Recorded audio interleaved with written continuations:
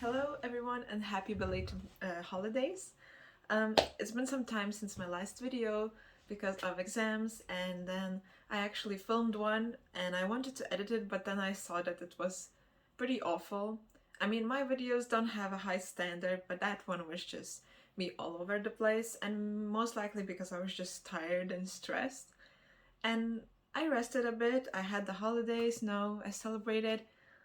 I maybe I look a bit tired right now too because I kind of am. I'm still like struggling with the whole resting thing, but I wanted to do a proper update video still, so I'm refilming it kinda, but also it was supposed to be only for the books I read during fall, but now I'm adding December, and then for the winter, like I'm gonna do just January and February. So I actually had a pretty okay. If you see me looking, this is my notebook where I have everything written down, like all the books I read, and I actually had a pretty good reading months. They weren't too great, but looking at how busy I was, I actually did pretty okay. So pat for me. And I'm gonna start with September.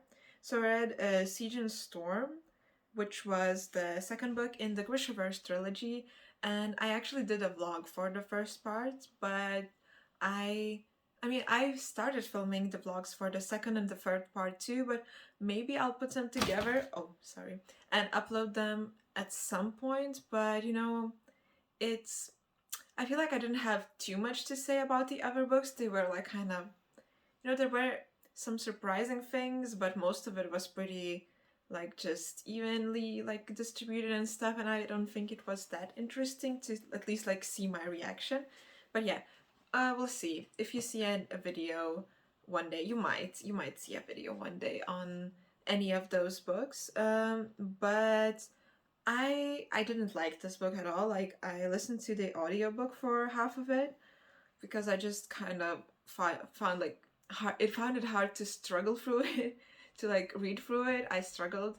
Well, that was a very roundabout just way of saying that I had a hard time with reading it. And yeah, I mean, it had some fun parts. I mean, it had Nikolai, so that was great.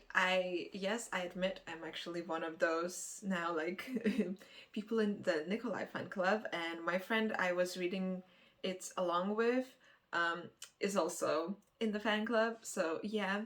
I hope you welcome me to your, group. But yeah, and that's about it. I just really liked Nikolai's and Alina's dynamic because I feel like she is such a pessimistic person, and he kind of just brings her down with all the sad things, I don't know, her bad predictions and feelings, and he's like, well, maybe it's, let's just look at it in a lighter way. And I know that he has a lot of struggles of his own, but I feel like he kind of leverages well with her. And I don't know if I really shipped it in a romantic way, but I really liked them as friends, and I actually wish to see more of that. Because talking about it, I read the third book too, but that's for later. And yeah, I mean, Mal was an asshole in this book, but other than that, I don't, at the moment, I don't really remember anything else apart from that it just dragged on, and it felt very, slow and never ending, kinda. And then I read Braiding Sweetgrass, which, wait, this is here, which is actually a very great book. I was recommended it by Literary Overflow, which is an Instagram account, and she always raves about it. And I was like, well, maybe I should try. And I started it during my flight to Korea, actually. And I read quite a few pages, which was very nice. And then I just, because it's nonfiction, so it's a bit hard to get into sometimes, for me at least. I need a certain type of not tired brain for it. And yeah, so I didn't really read much of it during during my stay in Korea, but I actually, yeah, I finished it. I listened to the audiobook later on too when I got back to Lithuania, and it was very nice. I found it to be a very tender thing. You know, there's this like quote by Elizabeth Goldberg that like an annotation that says a hymn of love to the world, and I agree. It's very warm. It has a lot of sad things about it too, but I feel like it's very touching in a way that it gives you hope. You know, I feel like the main idea I took from it is that, you know, we always talk about how we are, you know, bad for the world, we're ruining it, but we also forget about a part that, you know, the part where we are part of it too. So, you know, we have to know that we are important as well, and that we can do things that are not only bad, we can do good things, and also just that we can help, you know, we can reciprocate this love that the world gives us. And now, you know, it sounds very like hippish like, but hippie like, not hippish. What is that a word? I don't know, I'll check it later. But yeah, but I feel like, you know, it's a thought that everyone should have in their minds, no matter how, you know, close to nature you feel, which at this point a lot of people probably are a bit far from it. I still live in a family that's pretty close with nature, you know. We try to grow a lot of our produce and stuff like that. But, you know, yeah, I feel like this is a book that a lot of people should read, like as many as possible, to just be reminded of the things that most of us kind of know, but this just kind of, I don't know, makes them clearer, and like explains in more detail why we should like care about these things. And also, just I think this is the first book where that I've read that was about like indigenous culture, because, you know, in Lithuania there's not a lot of books that are about other cultures that are like outside of Europe. Now it's getting better, but, you know, and also I just grew up with a lot of like fantasy and stuff, because, you know, as a young person you were not really aware about that you should try maybe to like broaden your horizons. And, you know, it's just like the political climate is a bit different here. So yeah, I'm starting now like slowly to get into other like worldly topics that are also very, you know, widespread right now, maybe like, you know, just people trying to make an effort. Yeah, that's probably what I should say. They're making an effort to get to know all these kind of, you know, repressed cultures. Yeah. So oppressed cultures. Today my wording is a bit weird, but also just I'm trying my hardest, so I wouldn't need to edit like this video too much. But yeah, so after that, in October I read Ruin and Rising, and I actually really enjoyed it. I heard that a lot of people were very disappointed, but I actually had a good time. Even at some point I kind of skimmed through a lot because I was just so curious to see what happens. I couldn't put it down, which has never happened before with any of the Shadow and Bones, like Shadow and Bone series books. So that was very nice, and I had a good time. I wasn't disappointed. I think I gave it like 4 stars. Um, but yeah, other than that, I guess no, not a lot to comment on. And we actually did watch the TV show with my friend, but that was kind of disappointing. You know, I saw a lot of people raving about it, and I really liked the cast. I watched a lot of videos with them, but I felt it was way too rushed. I know they had a lot of information they wanted to put in, but like my friend and I, we discussed how like some of it felt like some parts were not even included, that were important to the plot, to like the feelings of the characters, and just in general it was so rushed that it was hard to feel the feelings the characters had, because like there was like cut, just scene, and then like the few that were a bit longer, they actually got us emotional, so we just missed that, you know, in other scenes. And then I actually read a Korean book. It's Winter Woods. And yeah, it was for Halloween. I think I did read it during like Halloween time, and it was very nice. I mean, at first it was a bit hard to get into, and like in terms of language, because, you know, I knew the story kind of, like I read it a long time ago, in English, but after a while I actually really got into it. It was very fun to read, and now I'm trying to read it kind of even though there's words that I don't really know that are very hard, or like grammar. I try to just kind of get the main idea and not check it or write it down, because I used to just write lists of words down that I didn't know. and then later on like translate them, but I don't think that's like doing me any favors. So I'm changing my tactics a bit of like when I'm reading in Korean, and I think I just enjoy it more, even though I probably didn't understand some quite important points, but I hope I did. And I saw that Book Depository has other volumes too, like they're selling them, so I'm hoping I can get some more and I can collect the whole thing, the whole series, because the covers are so beautiful, and so is the story actually. Yeah, and then I also read. Oh no, we're actually moving to November, and during that time, you know, it was the end, or nearing the end of semester and the exam season. So, um, yeah, I only read one book, which is quite like thin. It's Statement, I think, Statements by Hailji. You can actually, you know, I always put all the books I've read in the description, so you can read that. If I like the accurate authors and the names of the titles of the books. But yeah, this one was, it had an unreliable narrator, and I really enjoyed that, and it had a very different kind of format. It was told in kind of like, you know, when you have like, yeah, when you're giving a statement to the police, and you basically just only can like hear the part that the like a suspect is telling, you can't hear anything else. It's just monologue basically, in a way. And it had a twist ending kinda, but that was, you could foresee it but actually didn't foresee the whole thing. So I always like kept guessing and was very curious to know. Like I kept thinking about it. I still think about it some from time to time, so I think it's a very successful book. And you know, I really enjoy novellas, so this one was a very, very great one, and I would recommend it for anyone that enjoys novellas as well.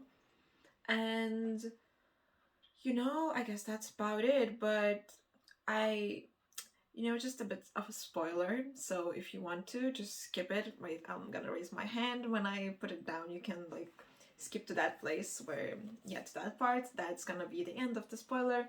But basically, you know, when we find out that the main character has, what is it, like, split personalities, um, and when we find that out, you know, at the end, I kind of started thinking maybe he's talking to himself.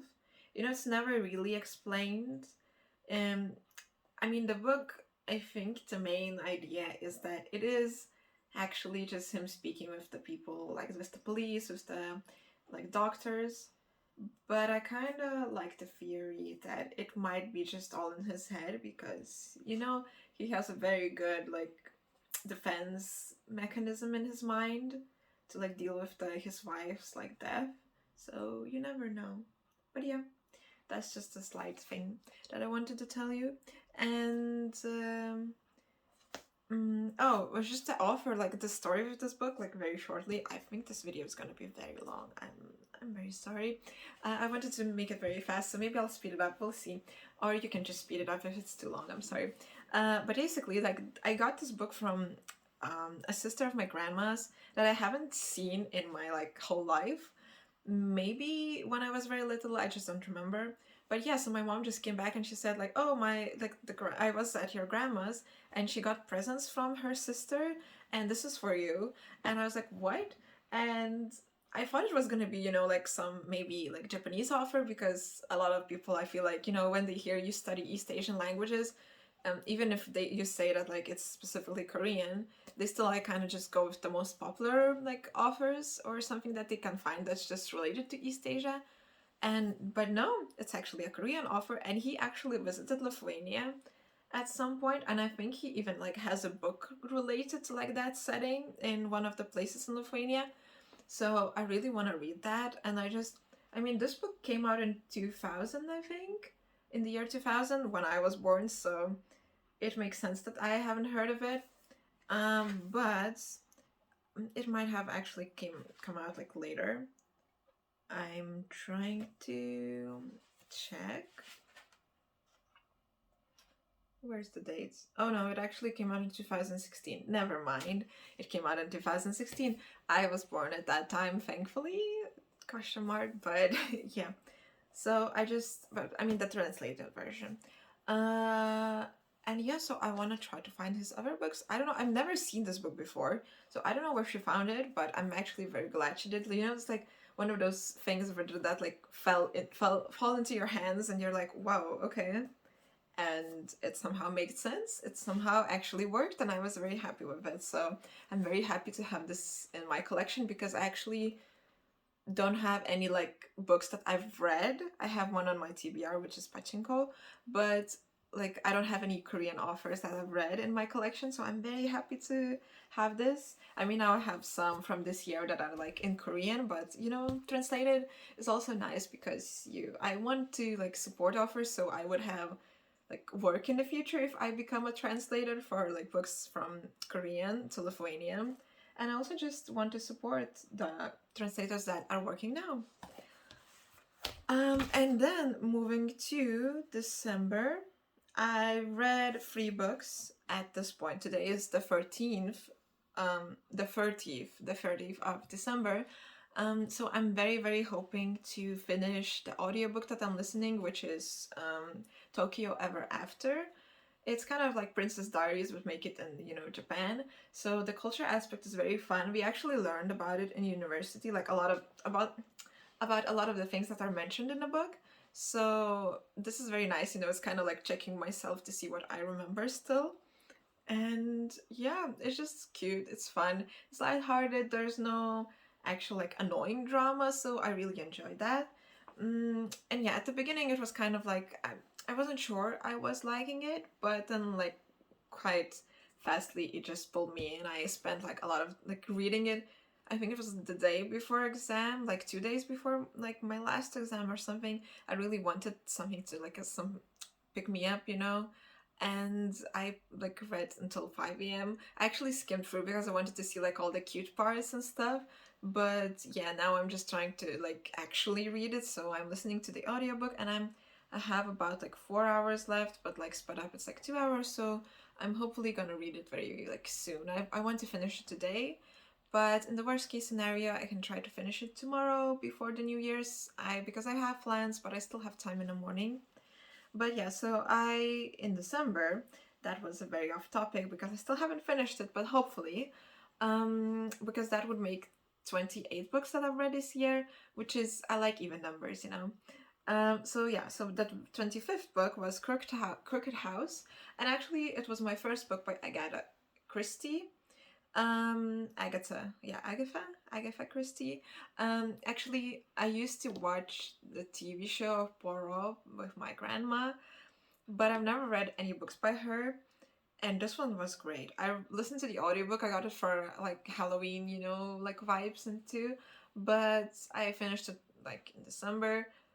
But it was very nice actually, like the ending was emotional. I kept like guessing. You know, when I realized it's a good book, like it's a good book when I kept like suspecting some of the characters, and I realized like when it kept like twisting and turning at by the end that I actually didn't like I really didn't want for them to be the murderer, you know, and because I liked them so much, and I was like, oh, okay, so I really like I'm invested in the characters, even though it's quite short and it's like a detective story.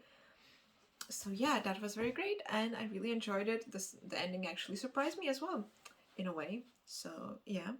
And then I read Bees, which is a graphic novel about the first. Is it the first? I'm not too sure, but it's like one of the first female bands in Lithuania, and they're not that well known because, you know, the Soviet regime was very like strict, and they couldn't really. They actually were noticed by the New York Times, I think, yeah, but they couldn't go to actual New York because of all the restrictions. So, but it's a very like nice one. There's a lot of like the art style is very pretty. We actually went to an event where the authors presented it because we needed to go to some event for my class, for one of my classes that relate to literature. And yeah, but I got this later, and I read it in the day, and it was very, very nice. I actually, yeah, I think like I'm very impressed by it because I've read one other or maybe a few Lithuanian graphic novels before, but This one was really, really great, and the only complaints I have is just that it was, oh god, I can't speak. But the only complaints I have is just that it was a bit fragmented. I feel like fragmented. I feel like I wanted it to, you know, go chronologically, but there were some episodes that were mixed up, and then it was just kind of short, like some of those episodes. And I get that maybe the author was going for it, not even maybe, I'm sure she was, but kind of wanted to for it to go more in depth and be like more kind of tied together. But yeah, other than that, I really liked it. And then lastly, we have Plow Over the Bones of the Dead, which I finally finished. It was in one of my TBR, you know, videos that were like of books that I haven't finished, and I think Winterwoods was as well, and Braiding Sweetgrass. So that was fun. I think maybe I'll do an update video on that. We'll see. But yeah, I really love this. The only problem I have was that, like, at some point I found it a bit hard to pick up. Like, I could read some of it, but I couldn't just, like, sit down and read a lot of it. So, I don't know what was it that, like, made me feel this way. But yeah, other than that, I really liked it. I really enjoyed the setting. It's kind of like slow slice of life. It's very kind of touching too. I didn't relate as much to the main character as I thought I would, because I loved like The Last Love of Papa Dunyas. I think that's the English title maybe.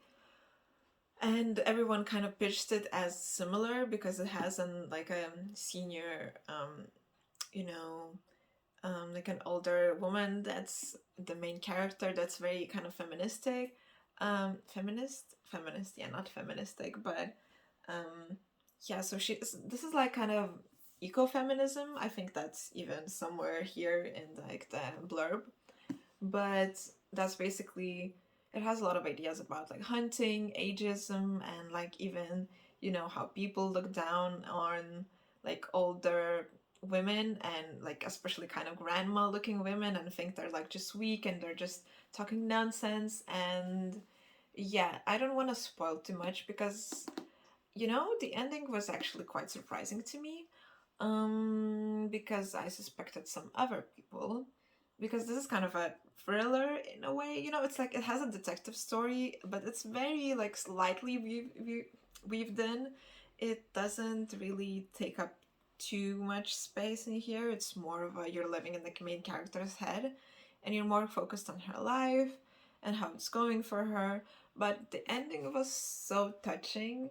I don't know, it was just so, I was just reading here and then like reading it and I was kind of sad, but I also was happy. It was a nice ending. I really liked it, and I don't know what, like, you know, what that tells about me, because yeah, it's a, well, I guess spoiler hand. Wait, no, you know what? I'll actually, you know what? No spoilers. I know my friends watch it, and I know that some of them don't skip it, and I kind of want them to read this book, so I'm gonna cut that out. Other than that, I like the story, I like the setting. I feel like it's a very, very solid book. And maybe even like later in my life, if I end up reading it again, I feel like I would take out even more things from it and maybe I would enjoy it even more. But it's still very great. And yeah, that's it, I guess. That's all of the physical books. I actually didn't read any of like books from my old TBR, which I should get back to at some point soon. But I still had a pretty like good season of reading, and I'll see you in my other videos. I hope I'll put some out soon because I want to do some wrap-up videos, maybe like looking at some stats or something. And yeah, so thank you so much for watching, for, you know, checking in. Press that subscribe button if you haven't yet. Press likes. I mean, they don't really matter, I guess, at this point, because you can't like really dislike, but still, engagement and comments. And yeah, have a good new year that's upcoming. Bye!